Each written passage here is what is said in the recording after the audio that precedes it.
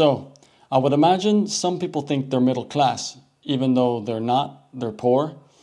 But I guess it's because poverty doesn't necessarily mean you have to be homeless.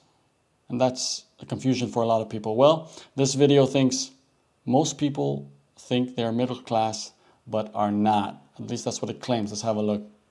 Most people think they are middle class, but most are not. And that's costing them a lot of money. The society-wide problem is made even worse because nobody knows what the fuck middle class even means anymore. Exactly. I feel like you're really just in between a rock and a hard place, you know? You're in a spot where everyone's like, hey, you're doing better than, low class. You're doing great. The wealth of our middle class has been ripped from their home and then redistributed all across the world. He's trying to tell us he cares about the middle class. Give me a break. That's a bunch of malarkey. And you're underneath the people who are actually doing fine. You probably think, if they show us a chart, I imagine middle class has been decimated in the West at least, or probably in the US. I don't know, let's see. Middle class is what most people think middle class is. Not rich, but not poor. A middle class family can afford a regular home with a 30-year mortgage, 2 cars, and a vacation once a year. A middle-class family has 2 people that work in middle management or run a small business. If they are lucky, you might imagine that one of the pair could stay home to look after the children. The middle class describes the largest share of people on the wealth spectrum slotted between the extremely wealthy and the working class. But I actually thought it was going to be higher than that, like a better condition than that. Well, it kind of makes sense. I guess it depends on the home. Would find it impossible to give a net worth figure that is the cutoff for entry into any of these classes. There are 3 reasons why you are not middle class, and 3 reasons why this irrelevant definition is hurting your real financial situation. The first reason you are not middle class is because that term really doesn't mean anything anymore. I was at a seminar recently where somebody literally said, there is no middle class anymore, the middle class is gone. The middle class was first used in early modern Europe to describe the middling people that were not nobility, but not peasants either. They were wealthy merchants or factory owners. If you don't own a factory or a fleet of trade ships, you already fall outside the original definition of the middle class. Today, these people would be considered upper class, especially in America where we rejected the idea of nobility. The middle class is a changing classification, and that change is usually decided by the upper class. What did he show in the graph? The middle class is a changing class. Share of adults in U.S. middle class has decreased considerably since that number, it keeps coming. 1971, it keeps coming. I'm going to show it to you again. Let's see if I spell this right. This is the website I said in my other video of everything that happens in 1971 and onwards. Apparently, the gold standard was dropped.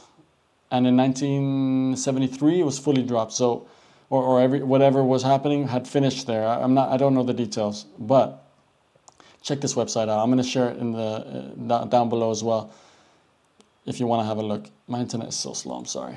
Classification. And that change is... The reason why I point that out is because everything got decimated after we started creating fake money. This is like basically obvious news at this point, right? But I don't think people understand how considerable it has been to the difference between what the US was known as having one of the highest standards of life back in the day to now. And I don't think we give it enough credit to how bad it has been since that change. Middle income here. Incomes rose the most for upper income households in the US from 1970 to 2020. Okay.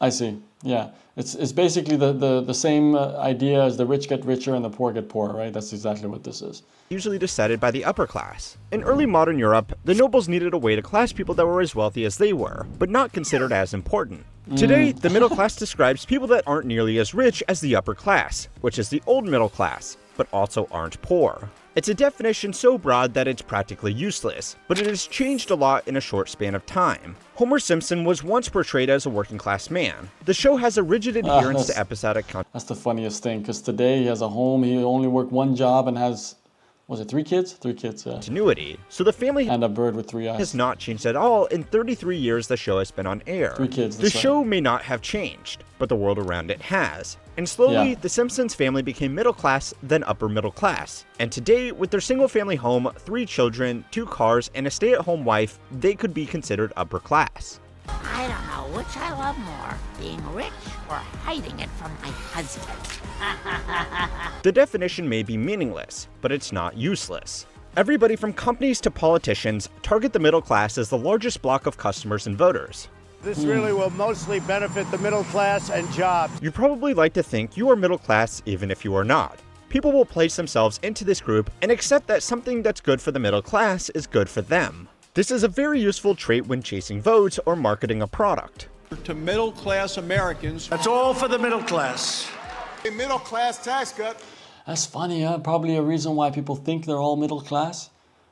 We're always there's always this this incentive to help the middle class. And everyone tends to believe that it helps them too, and so they're all in this one box there. And when you speak to the average person, you probably don't have a proper definition of the difference between you and that person, and you all seem like you're just struggling at this point. I don't know. America's middle class is getting hollowed out. Until middle-class incomes are This is going up. politics. A system for classifying people based on their wealth that has remained consistent over time is simply dividing people into two groups, the working class and the upper class. Yeah, the that's what first it group are feels people like. that need to work to pay their living expenses, the working class. The second group is those that don't need to work Well, I take that back. There still feels like there is a middle class, just not as defined maybe as in the past. because they have enough income from investments or other payments. According to this definition, a doctor that still needs to Look work at to that pay guy. the mortgage on their 7-bedroom McMansion is working class. How much money do you think he got for that ad? But a retiree living on a pension would be upper class. The definitions are simpler, but the outcome is just as blurry. None of this would even matter if it wasn't costing you hundreds of thousands of dollars over the course of your career, and that's not hyperbole. So it's time to learn how money works to find out why social classes are stupid and only kept around as a useful tool to sell you stuff. This week's lesson was sponsored by ZBiotics. If you're like me, a night out getting drinks with your friends isn't something you can just easily bounce back from anymore. It's 'cause you overdrink. Fortunately, ZBiotics has a solution for you. ZBiotics is a pre-alcohol probiotic that was invented by a group of PhD scientists to tackle rough mornings after drinking. Here's how it works. When you drink, alcohol gets converted into a toxic byproduct in the gut. ZBiotics produces an enzyme to break this byproduct down. ZBiotics is designed to work like your liver, but in your gut, where you need it the most. Just remember to drink ZBiotics before you drink alcohol, drink responsibly, and get a good night's sleep to feel your best tomorrow. I love drinking wine with my friends, but even just a couple of glasses makes me feel groggy in the morning. That is until I took ZBiotics. I felt perfectly normal the next day, and I will definitely be stocking up on it. I recommend Whatever, man. ZBiotics to anyone Whatever that floats enjoys your a boat. beverage with the friends, Go for it. but doesn't enjoy the rough mornings after that even only a couple of drinks can bring. Head to zbiotics.com/howmoneyworks and use the code howmoneyworks at checkout for 15% off. Labor Day weekend is right around the corner, so make sure you stock up before the long weekend. Your friends and family will thank you. The first problem with assuming you are middle class This channel's great, man. That's why I watch the ads of every channel, just to help support them. comes from the inherent spending and saving patterns it motivates. According to a study published by Bankrate, a financial services comparison and publishing company, 57% of Americans could not cover an unexpected $1,000 expense without taking on debt or selling something. People were being forced to borrow from retirement savings, take out a personal loan. Just $1,000? That's insane. All right, that's money, bad. Put things on a credit card. This I didn't know study it is was that published bad. every year, and the number of Americans in such a fragile financial situation has been slowly climbing, even though the $1,000 is worth less than when the report was first produced. Even if your definition of middle class is different from all of the other definitions, we can all agree that having less than $1,000 in savings is not a trait associated with the middle class. Nah, you're right. A Gallup poll found that a majority of Americans still identify as middle class, which means that there is an overlap of people that can't afford a $1,000 expense, but still I wonder what demographic that poll pulls from. Obviously, if you're pulling from boomers, I mean, they're all going to claim they're middle class, and rightfully so. They probably are, a lot of them. consider themselves middle class. The idea of what a middle class American looks like is both the cause and effect of this. A survey conducted by Lending Club found that 36% of people earning at least $250,000 a year were living paycheck to paycheck. What? We've struggled. I mean, we've gone from having money in the bank, having savings, to living paycheck to paycheck and basically trying to make ends meet, and sometimes they don't meet. You know, this is obviously a US video, right? Very focused on the US. If you made $250K in a place like Denmark, even with the higher taxes, you'd be doing well. Consider you don't have to pay for healthcare. I mean, it goes through, you do pay for healthcare through taxes, but you don't have that extra expense in some sense, in the same way that you do in the US. But 250K, I don't know how people aren't getting by on 250K. This is the confusion. They must be overspending or living in a place that's more expensive, perhaps. I don't know. What do you live on? Like, do you do well, or are you also struggling?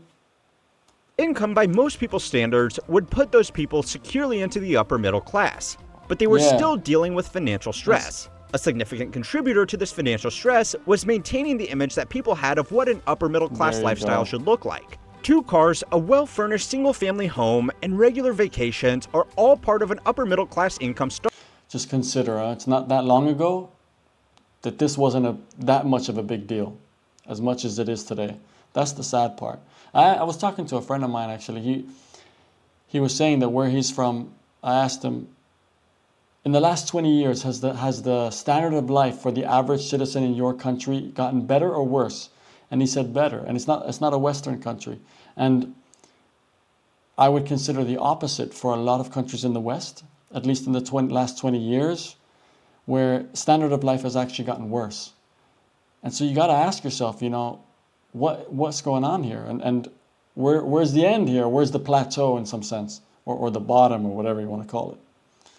It's an interesting. It's almost like a shift in wealth, or not wealth, but in standard throughout the world to different regions of the world. It's considered that Southeast Asia has a lot going for it, even though a lot of it is still in poverty. The future looks brighter, perhaps, than it does in the U.S., and that's a big issue as well, right? When you're in the U.S. and you feel like the future just doesn't really have a chance for you, especially when you're struggling today, or some people can't even get a bill of $1,000. That's not sustainable, I guess. Starter pack, but they are unaffordable in a lot of the areas that people work to make these high salaries. Here in San Francisco, that income would responsibly get you a 1-bedroom apartment and a basic car that you need to pay to keep locked up so that it doesn't get broken into. Those living conditions don't feel middle class, though. I went to San Francisco, and they keep warning you about this. I don't know about today, but it's so bad. People overextend themselves because they think that if they earn what they think is a middle-income salary, they should have a middle-income lifestyle. Well, yeah. This lifestyle assumption is the second way that thinking you are middle class is hurting your real financial situation.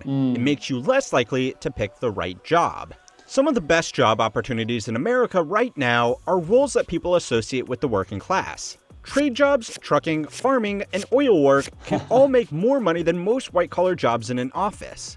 A lot of young people dismiss these careers as something they would only consider if they didn't make it into college, because they don't want to be working class even though they can make a lot more money and take on less debt pursuing one of these options. I'm born and raised in Denmark, and it was the same issue there for a while, where these, I guess, blue-collar jobs were looked down upon for university jobs or educations. And it's really a shame, and they actually they were trying to change that stigma in Denmark. I think they've done a good job now, because a lot of the people there were making better pay, exactly as they mentioned. It's not just the U.S. It's an interesting topic regarding whether people spend the life that they believe they're in is also just like a money management issue. People just don't know how to manage their money, and they think they have a lot coming in, and it's very different than Denmark, for example. Here in the U.S., it's like you got to think about too many things. There's healthcare options. There's so many different things that get in the way, and you just want to spend money to get rid of the problem. Skilled laborers become more and more scarce, companies will become more desperate and out of necessity pay more. Also, the longer that you work in the trades, the more money you tend to make. There are pros and cons to white-collar professional work and blue-collar trade jobs, but working your way up a corporate ladder is not as guaranteed as putting in some high-paying hours with a good trade. But too often, it's dismissed because people think who decided to film this? They are better than that, when really, they are probably not.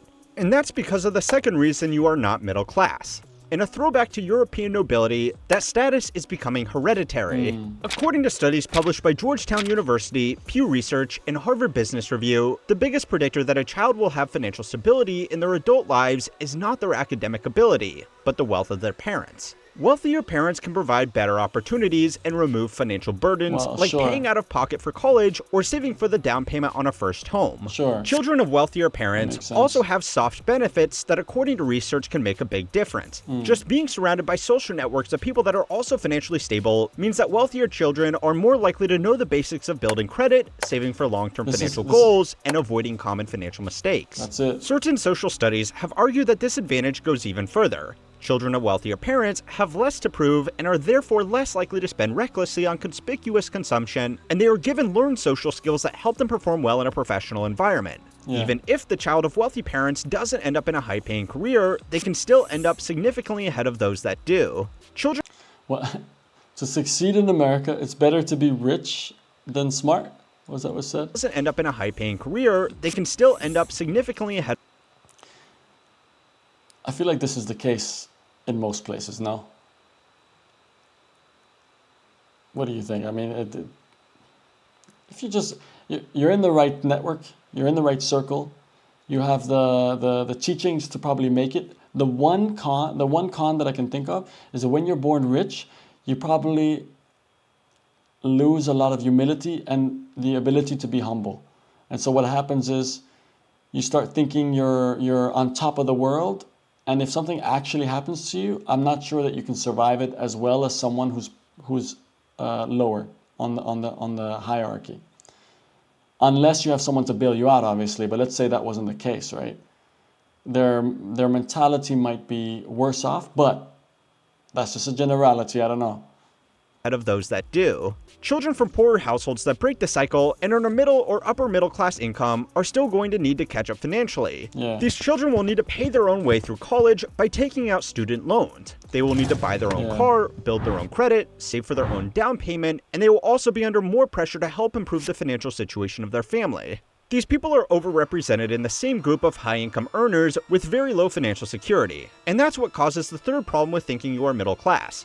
It will make you take unnecessary risks. If people who believe they are middle class can't afford the trappings of what they consider a normal middle class lifestyle to look like, they might take on debt to keep up or look at risky alternatives to make money. Which group of people do you think are most likely to fall for financial scams? If you are brave enough, put your answer in the comment section so we can all make fun of you for being wrong. Hell yeah. According to the FTC, elderly people trying to pay back the IRS and gift cards actually fell for scams at a lower rate than young professionals on above average incomes. Younger adults were 330% more likely to fall for investment scams in particular.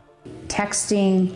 The younger were more, well, that makes sense. If you feel like you have less money or you have less of a future or less ability to make it, you're going to take more risk perhaps, no? You're going to try to get ahead faster. And if someone gives you a good sweet deal, it's going to sound like you got to fall for this once. Everyone's got to fall for a good scam from a Nigerian prince once. Come on. Snapping. No, I'm joking. Hopefully you don't. Messaging on social platforms. That's how they communicate. And scammers love that, right? They're on all of those platforms. They're on all of those networks. Everybody wants to get rich quick, but people with high incomes who have still fallen behind what they think of as a middle-class income life need to get rich quick just to keep up. Any investment promising 100% annual returns is clearly a scam. But someone who thinks they ought to be middle class has the right combination of enough income and enough desperation to fall for these cons on the slim hope that they may work. Even less blatant scams are targeted. Of course, right? Of course. It's crypto related. What is this? Oh, blah. I invested so. Oh my god, bro. Exclusively towards people who they think should be further ahead in life because they are middle class. Yo, is your account hacked? Nah, it's me. Test this out. Here, watch this ad. Answer. Now tell me honestly, was that ad someone trying to pitch you an Amazon automation, day trading, drop shipping, or real estate investing course? Or do you have AdBlock or YouTube Premium and are totally confused right now? If you are in the former group, it's because according to my own community poll, you are the prime target for wanting to make extra income to improve your financial situation. Even people who don't fall for scams or pay for shitty courses pitched by hustle bros are still more likely to have aggressive stock portfolios or partake in risky strategies like house flipping, options trading, or cryptocurrency investing. This financial anxiety can hurt you in more ways than taking more dumb risks. It also causes the fourth problem with thinking that you are middle class. It makes you less likely to take smart risks. Financial security has a lot of benefits. People that save more and spend less are happier, and having a middle-class job to pay for a middle-class life People is who about and spend spend more less are happier. And I guess they're living life to the fullest in some sense. That's a super interesting take, right? I guess it makes sense. You're just living life. Yeah, I guess in some sense you're like financially oblivious. You don't. I mean, it doesn't mean you're reckless, right? But it just means that whatever you get, you don't know, man. It's a case that, you know, you could die tomorrow. You could die in a week from now. Who knows? Might as well enjoy your life, right? Especially for those who don't feel like there's much of a future in some sense. Why would you care about saving for a retirement that has the potential to not even to be bankrupt by the time you're retired, right? Or the money you get due to inflation is not even enough to pay for anything. What are we even doing anything for at this point, right? That's the concern. So having a middle-class job to pay for a middle-class life is about as secure as most people think it gets. The problem is that people get used to this imaginary safety and put themselves in quite risky financial situations to maintain it. A person who has been with their employer for a long time will feel secure in their role, even though multiple studies have found no correlation between time at a company and job security beyond probationary periods. The reason that people expect that they are more secure at a job they have been at longer is simply survivorship bias. If they haven't been laid off yet, they are less likely to be laid off at all, even if that is simply not true. Employees that stick with their employers for longer than 3 years at a time not only earn significantly less than their peers who move jobs more frequently, they also have less overall. But you must have loyalty to the company, right? Stick around forever. Except you won't get anything in return. This is why people don't give a shit. Job security. Potential employers do value company loyalty, but they value a range of experience and flexibility to different situations more. Someone that has been with their former employer for decades is a red flag to hiring managers because they could be set in their ways and difficult to train on the unique processes that every company has. These calculated risks don't stop at moving jobs. They can also be moving to a new city with much better job opportunities, starting a business in a field they have experience in, or just asking their boss for a raise. Someone who is barely maintaining a middle-class lifestyle is less likely to take these calculated risks because they know that any complications could cause them to lose their facade very quickly. Now, the third reason that you think you are middle class is because the middle class and upper class are the groups most portrayed in the media. But this is nothing new, and it's been going on since one human had a larger cave than another.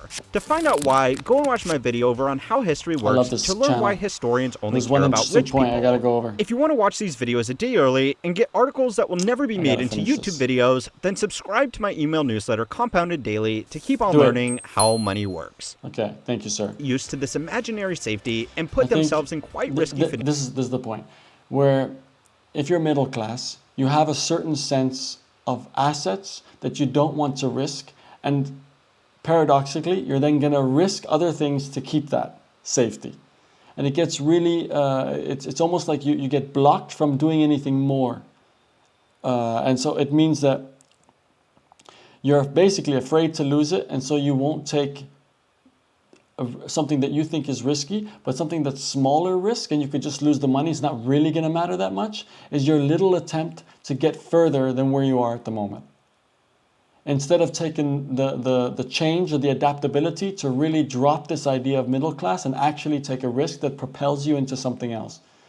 That is the danger of comfort. And I know this very well because I've lived in a country in which if you want, you could work a regular job and have, in some sense, it's going to sound really bad, but in some sense there could be too much comfort where you're never going above like, you're in poverty, let me be clear, but you have healthcare paid through taxes and sometimes other people's taxes. You have, in some sense, like security for your home, so you're not going to become homeless. And that basic living can sometimes be enough to completely immobilize you. So you end up doing nothing, or you end up doing very little or adding very little because that little area there, the little effort you need to do keeps you afloat. Versus when you want to go through poverty to middle class and then higher up where the effort gives you the most reward perhaps, that jump is without help from government to the point where this middle is just paying for the bottom, it feels like. And that's the issue. Okay, very simplified, right? There's going to be, it's just a generalization. Don't take it too detailed. But this is a symptom I've seen in this case, Denmark. And it's not one that makes the most use of human capability. And I really believe that when you let the human, without restrictions in some sense, be able to explore their life and be able to try things and to make effort and to be rewarded for effort or merit or whatever, they are most likely, in many cases, going to surprise you. I truly believe that. I think people want to expand, they want to create, they want to have families, they want to have good jobs and produce, and of course we need breaks at times and all, but what you want is a government that allows for that. That's it. And leaves space for it.